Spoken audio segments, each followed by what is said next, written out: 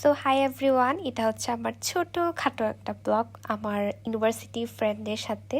তো সেদিন আমরা কি করেছিলাম, কি খেয়েছি, সব কিছু থাকছে হচ্ছে আমার এই ফার্স্ট ব্লগে।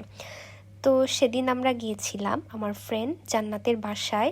তো বাসায় গিয়ে আন্টি দেখলাম যে আমাদের জন্য এত কিছু খাবার রেডি করেছে। এটা হলো আমার ফ্রেন্ড তানিয়া, আমার খুবই একটা সুইট ফ্রেন্ড। আর হচ্ছে এটা হচ্ছে নিবেদিতা, যে খুবই শাই। এটা আমার আরেকটা ফ্রেন্ড, যে সারাক্ষণ শুধু এইভাবে হাসতেই থাকে। আমরা সেদিন অনেক মজা করেছিলাম, সাথে আমাদের আরও ফ্রেন্ডও ছিল। তো ওরা দুজন এখানে গসিপ করছিল। আর এই যে এটা হচ্ছে শাওকি, যার বাসায় আমরা সবাই গিয়েছিলাম।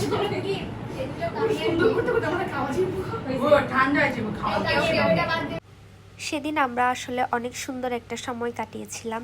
অনেক গল্প, অনেক হাসি, আনন্দ আর মজার মুহূর্তের মধ্য দিয়ে সময় চলে যাচ্ছিল। সবচেয়ে ভালো লাগার বিষয় ছিল আন্টির হাতে রান্না করা খাবার। আমাদের জন্য উনি অনেক যত্ন করে অনেক সুন্দর করে খাবার রান্না করেছিলেন। আমরা সবাই একসাথে বসে খুব মজা করে খাচ্ছিলাম। আর খাওয়ার পাশাপাশি বিভিন্ন বিষয় নিয়ে গল্প করছিলাম, অনেক টপিক নিয়ে আলোচনা করছিলাম।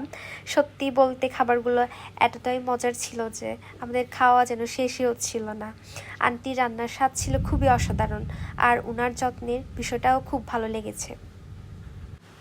এরপরে খুব একটা সুন্দর আর মজার মুহূর্ত ঘটে। হঠাৎ করে একটা বেবি এসে আমাকে এমনভাবে জড়িয়ে ধরলো, মনে হচ্ছিল যেন ও আমাকে অনেক আগে থেকেই চেনে। কিন্তু আসলে মজার ব্যাপার হলো সেদিনই ছিল আমার ওর সাথে প্রথম দেখা। বেবিটা আসার পর একদম আমার কোলে উঠে পড়লো, আমাকে একদম জড়িয়ে ধরেছিল। তখন আমার ছোটো ভাইয়ের কথা খুবই মনে পড়ছিল।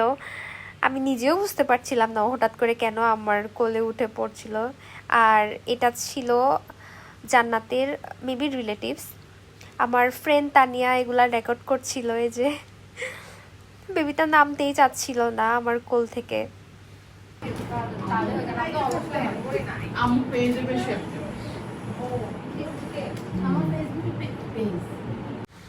এরপর খাওয়া দাওয়া শেষে আমরা সবাই রুমে চলে আসলাম। আমরা একটু ফ্রেশ আর রেডি হচ্ছিলাম, কারণ এরপরে আমাদের প্ল্যান ছিল আমরা ছবি তুলবো, অনেকগুলো ভিডিও করব, রিলস বানাবো। এরপর হঠাৎ করে আন্টি এসে আমাদেরকে ডাক দিলেন, বললেন ওনার রুমে যেতে। আমরা সবাই কৌতূহল দিয়ে ওনার রুমে গেলাম। আসলে আন্টি বিজনেস করেন, আর উনি আমাদের জন্য কয়েকটা কাপড় রেখেছিলেন জামা বানানোর জন্য। আন্টি বলছিলেন তোমরা তোমাদের পছন্দ মতো দেখে নাও, কার কোনটা ভালো লাগে। তারপর শুরু হলো আমাদের কাপড় পছন্দ করার পালা। সবাই নিজের পছন্দটা বেছে নিচ্ছিল। আর আমি খুবই প্রতিবারের মতো কনফিউজ ছিলাম যে আমি কোন কালারটা নিব, কোনটা নিব। তো এভাবে দেখতে দেখতে সময়টা যাচ্ছিল। এরপর একটার পর একটা দেখে ভাবছিলাম কোনটা নিলে ভালো হয়।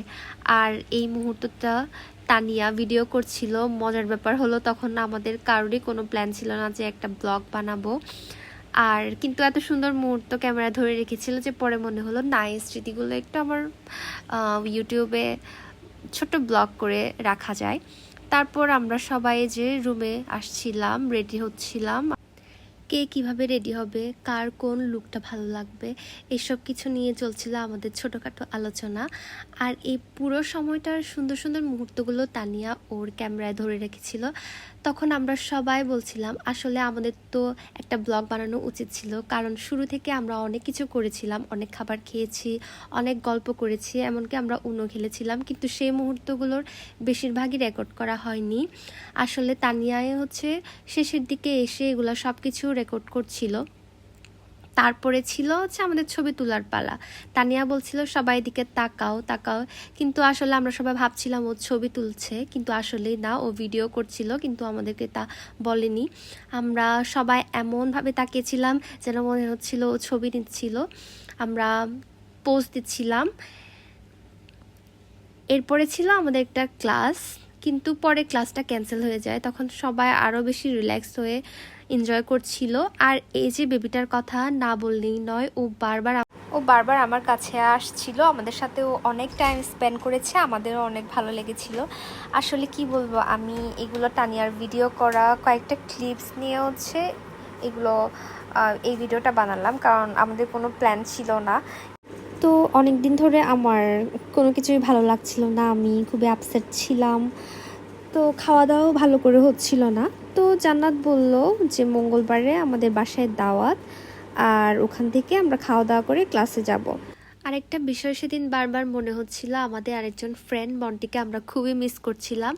সে অসুস্থতার কারণে অনেকদিন ধরে ইউনিভার্সিটিতে আসতে পারছিল না। আমরা আসলে কোথাও ঘুরতে গেলে একসাথে ঘুরতে যাই, সেদিন সে ছিল না, ও বাসায় ছিল। আমরা আসলে মন্টি তোকে অনেক মিস করেছিলাম, সবাই তোর কথাই বলছিল। হ্যাঁ আসলেই মিস করেছিলাম, আন্টিও বলছিল তোর কথা।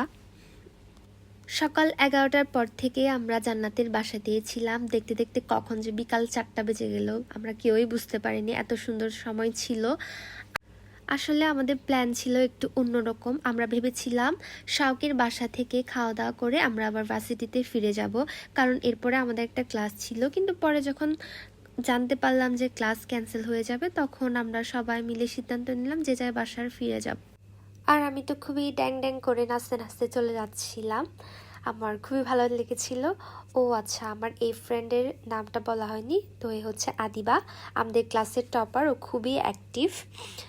আর এই যে কিউট বেবিটা আর শাওকি। So okay bye.